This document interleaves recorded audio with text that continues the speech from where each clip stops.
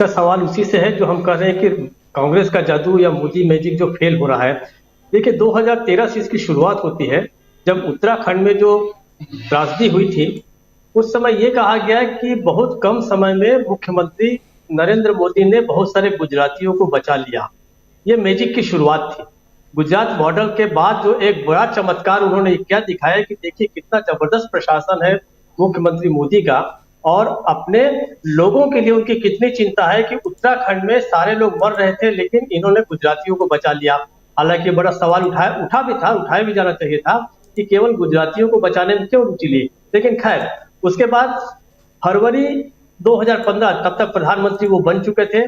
दिल्ली की एक चुनावी प्रचार रैली में उन्होंने ये कहा, क्योंकि उसी समय क्रूड ऑयल के अंतरराष्ट्रीय क्रूड ऑयल की कीमतें घटी थी, तो उन्होंने कहा कि लोग कहते हैं कि देखो मोदी कितना नसीब वाला है, उसके आते ही अंतरराष्ट्रीय जो है वो क्रूड ऑयल की कीमतें कम हो गई।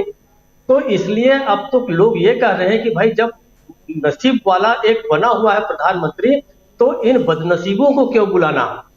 तो बदनसीबों को मतलब विरोधियों को। जी। राजू जी, बदनसीब शब्द पनौती के बहुत नजदीक है, लेकिन उस समय किसी ने भी कोई ऐसी बात नहीं कही और न ही कोई किसी ने उन्हें नोटिस भेजा।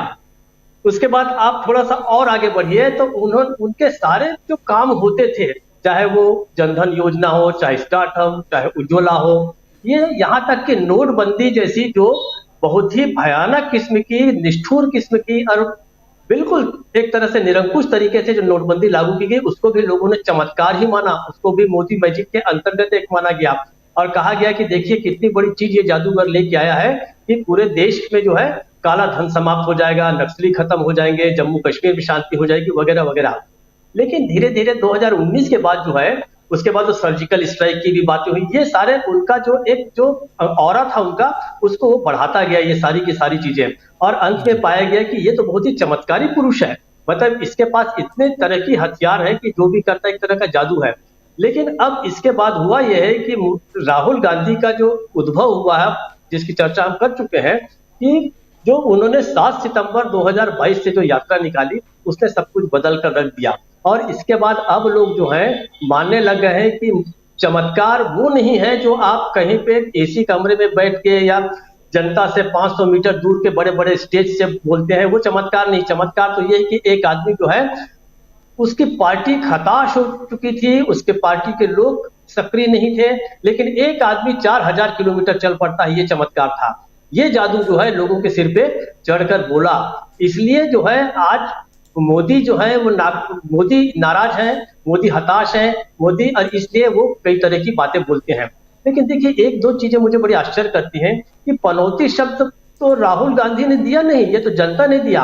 राहुल गांधी के बोलने के बहुत पहले लोगों ने उस दिन फेसबुक पे और सोशल मीडिया पे डालना शुरू कर दिया था कि हे भगवान ये आदमी स्टेडियम में मत जाए। कुछ लोगों ने ये कहा ये जो स्टेडियम है ये तो बना ही पनौती के नाम से है, तो पनौती ऑलरेडी ट्रेंड कर रहा था। केवल राहुल गांधी ने किसी से पूछा और उसको उन्होंने कर दिया। ठीक है, निर्वाचन आयोग हमको पता है कि किस तरीके से वो सरकार के साथ है, मोदी के साथ है। और दूसरी आश्चर्यजनक बात कि उन्होंने जो ये कहा कि भाई ये जेब कतरा है, तो जेब कतरा तो उन्होंने अदानी के बारे में कहा था।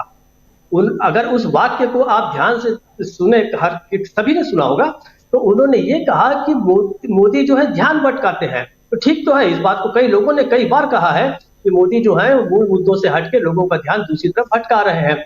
उन्होंने कहा अदानी जेब कतरा है। तो अगर निर्वाचन आयोग को इस बात की नाराजगी है कि अदानी को जेब कतरा क्यों कहा गया, तो ये राहुल गांधी की उसी बात को साबित करते हैं जिसको कुछ दिनों पहले राहुल गांधी ने ये कहा था कि इस देश में मोदी नंबर 1 नहीं है, नंबर 1 अदानी है।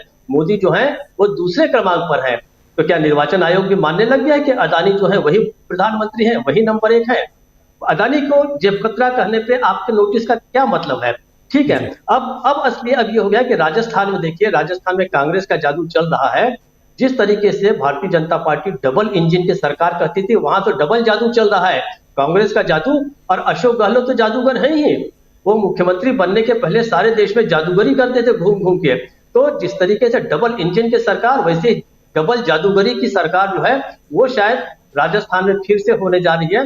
ये सारी समस्या जो है भारतीय जनता पार्टी की है। और 2024 के आते आते लगता है कि मोदी का मैजिक इतना खत्म हो जाएगा कि इस साल के अंत अंत में 3 दिसंबर के बाद भारतीय जनता पार्टी को निर्णय लेना पड़ेगा, आरएसएस को निर्णय लेना पड़ेगा, वरना भारतीय जनता पार्टी का जादू तो क्या, भारतीय जनता पार्टी को अस्तित्व के भी संकट आ सकते हैं। राजीव।